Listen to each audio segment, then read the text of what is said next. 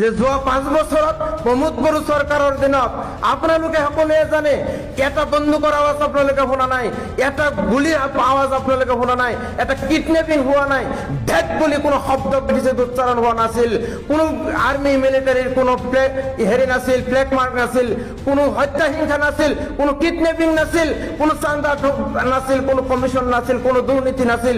এনেকে এটা সুশাসন প্ৰমোদ বড়ো ডাঙৰীয়াই ব্ৰিটিছ প্ৰৱৰ্তন কৰিছিল আৰু আমি শান্তিত বসবাস কৰিবলৈ পাৰিছো।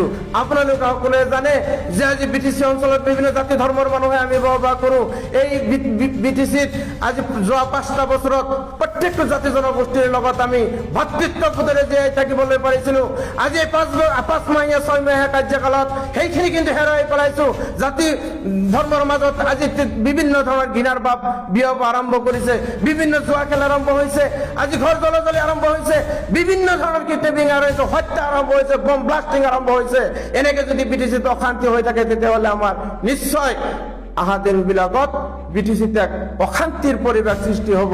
গতিকে বিটিচিৰ শান্তি ৰক্ষাৰ স্বাৰ্থত, বিটিচিৰ ডেভেলপমেণ্টৰ স্বাৰ্থত আমাৰ প্ৰমোদ বড়ো ডাঙৰীয়াৰ নেতৃত্বত যি পিপিএল দল চলি আছে, এই দলৰ প্ৰত্যেকটো প্ৰাৰ্থীক ট্ৰেক্টৰৰ ছবিত ভোট দিয়াৰ কাৰণে মই বিনম্ৰতাৰে অনুৰোধ জনাইছো।